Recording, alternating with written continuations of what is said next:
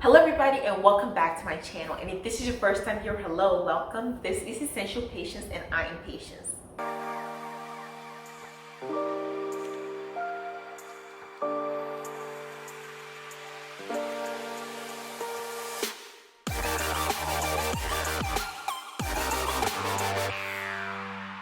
And in today's video, I'm going to be reflecting over my time at Howard University. So I'm in a new stage of my life where I'm starting grad school, and I wanted to reflect over my undergrad experience at Howard University. And do I have any regrets going there? Because I know a lot of people sometimes talk down on HBCUs, but Howard University is the mecca of excellence, so we're not going to do that here. But I wanted to give a sincere insight into my reflection. So if you think about going to Howard University, I think I already have a video up on that, going to an HBCU, but this time I'm going to reflect on, do I personally have any regrets going there? Remember to like this video, subscribe to my channel if you haven't already, and let's go in and answer the question, do I regret going to Howard University, by doing a deep examination about my time there. So first, let's talk about one of the most important part about going to college. What happens after? Do you get jobs, internships, and examine the vast opportunities at Howard University? I would say I have no regrets on that part because Howard definitely has opportunities. They provided a good selection of opportunities. A lot of companies come there to recruit. Howard has a career center.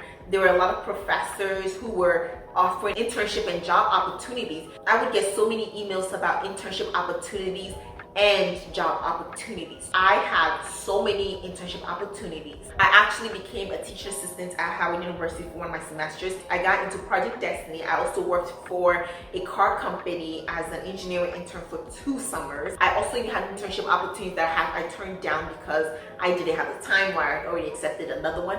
And for my job opportunities, I had 10 job offers and even having more interviews. So I'm proud because I got a job right out of college, had several opportunities to choose from.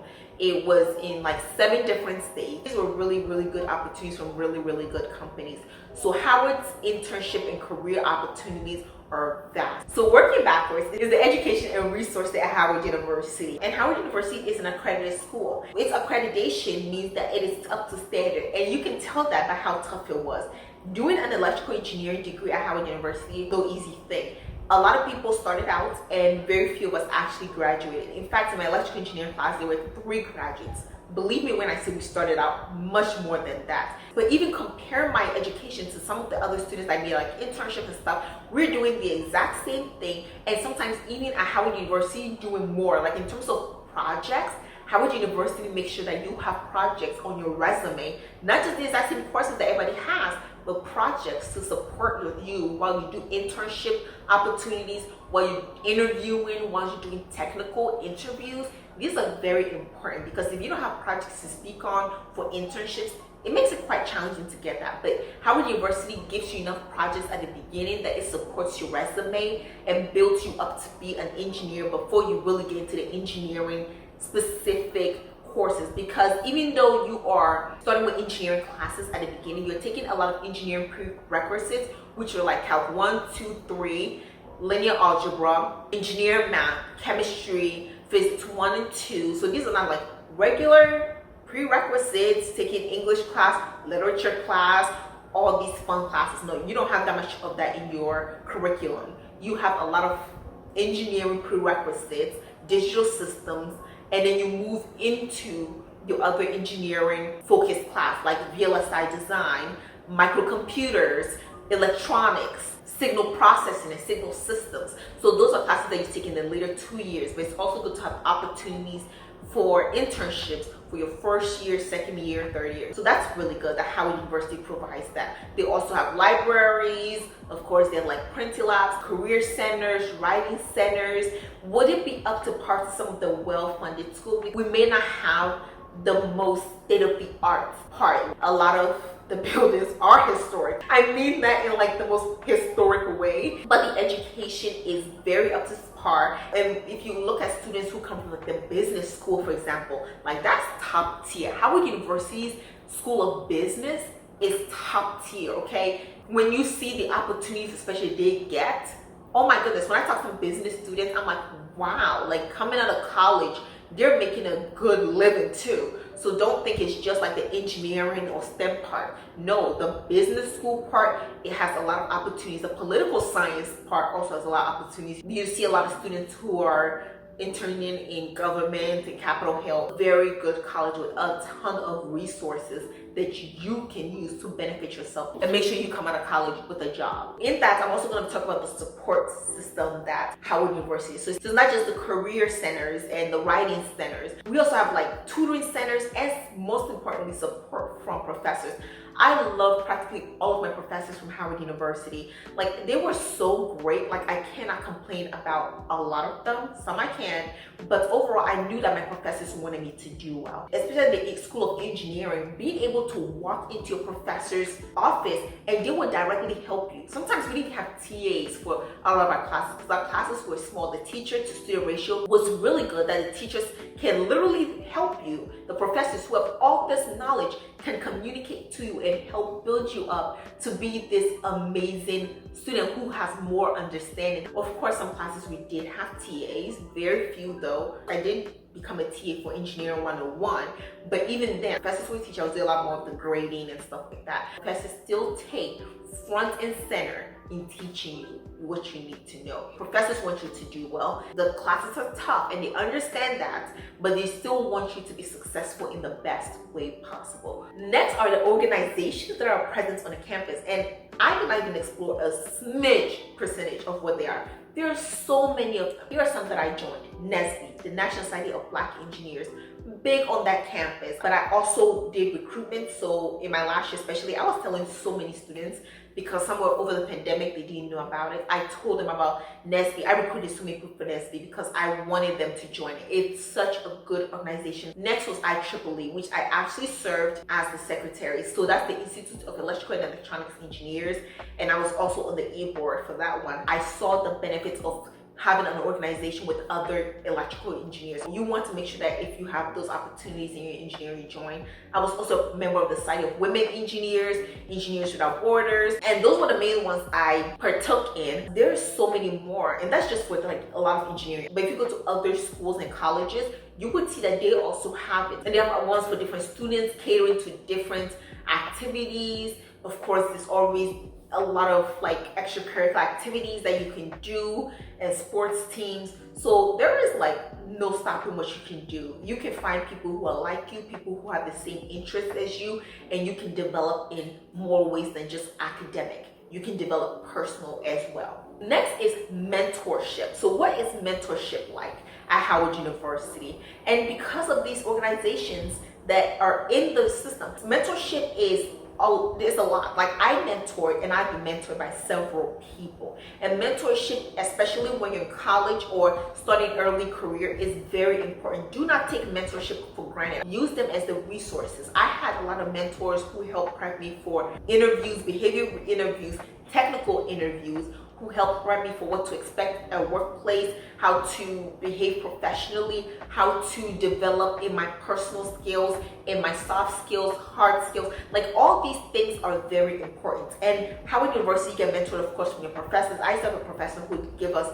life advice like at the end of every class. He was much older, so he had been through a lot. So he had seen a lot of people go through careers. And I'm talking like, this man was like 8 years old, so he had already taught at Howard University for so many years. So he had communications with a lot of his students who had been in their careers for like 10, 20 plus years, and he would always give us this really good advice. So the mentorship from professors, from even students, so I mentored other students as well, and just mentorship from organizations and the engineers in those organizations who are mentoring us is huge. And even companies who come and host events and give us like just different mentorship advice. Like, it's really good. I really can't complain on that front. We had so many events, a lot of personal communication with engineers who are actually in the field that you want to go to. So that's very good on Howard University's front. Now let's talk about the challenges of financial aid. So if you hear like we talk about HBCUs or Howard University, one of the things that they talk about being the worst is the financial aid. And I did have a few issues with it. From time to time, I did not like the fact that, for example, for the first 2 years, we had to pay a matriculation fee like this health insurance that was like $750 per semester, especially for students who were paying for, you know, her own college. Like that was a lot of money for health insurance when I already had regular health insurance. But after the pandemic, they allowed us to opt out of it. And Howard University overall is an expensive college. It's a private college. It's underfunded, and we've been getting more donations since I'll say 2020, so that has been very helpful. But even then, Howard University has scholarship for students. So I went on a partial academic scholarship, and I did not live on campus. I commuted.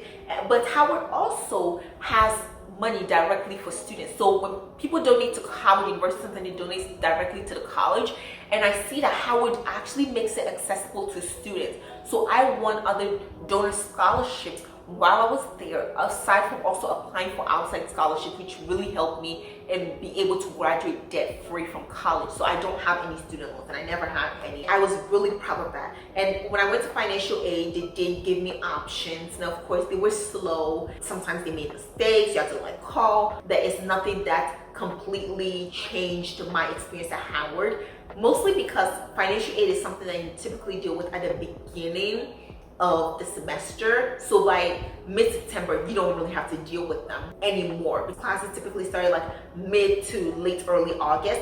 By mid-September, you didn't have to talk to financial aid. There was a time where something happened. I got a financial hold on my account, but it wasn't just me. Come to find out, it was like the entire school, because they were billing us early for our spring semester, so we couldn't get our grades, but it was fixed within like a week and we got our grade. Next is the Howard hustle. Some people see Howard is elite.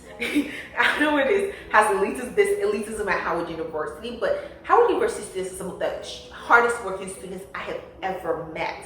Like the hustle in education, inside business, and just career while they're still in college is so motivating. I can't tell you how many students that I've met who had something going, like so much going on in your life, and it makes you feel sometimes like you're not doing the best, but then you're doing a lot too, because when I talk to other students, they're like, oh, you're doing a lot, but sometimes because you hear other people doing even more, you're like, wow, like can I take home more? And it opens you up to like new experiences. Then you can find more ways to become academically better, make money, start making career moves while you're still in college, find new opportunities. I can't tell you how many opportunities students find and then they tell the rest of us. For me, it was a lot of the scholarship opportunities that I was good at finding. Like that was my area of expertise. So I was helping my fellow students with it, and so I was sending scholarships. It was a hustle going through it. And you can tell a lot of students were trying hard to make sure that they put themselves in the best position for a career after college. It's somewhat of a bubble, but we're still exposed to the outside, and everybody knows what's outside there. You're not hidden from the outside and just like let go after 4 years or 5 years or however long you stay there. There's still this way of preparing you for the outside world. And that leads me to the last one, which is the Howard University community. I love the community at Howard University.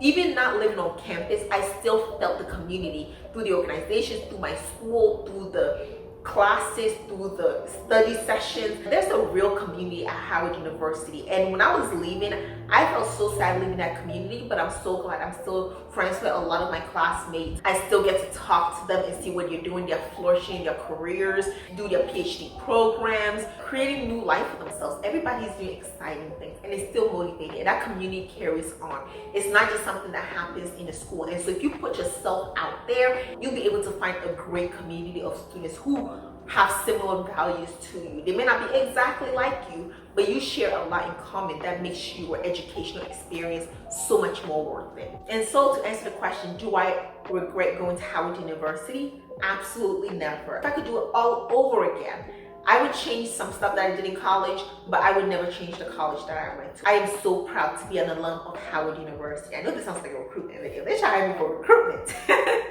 But Howard University is an amazing college.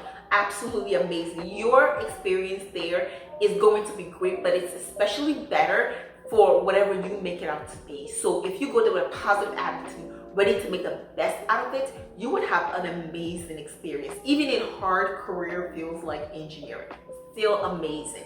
So thank you for watching, you all. This video is coming to an end. Like, comment, and subscribe to my channel if you haven't already. And let me know in the comment section, did you attend Howard University? what college you attended. How would you rank your college experience? And do you regret going to college? Because I've heard people talk about regretting going to their college, but I do not, and I'm proud to say that. So thank you for watching again. Ring notification bell because I post 2 videos a week on Tuesdays and on Fridays. Come on over because the conversation is always great. Thank you, and I'll see you in the next one. Bye.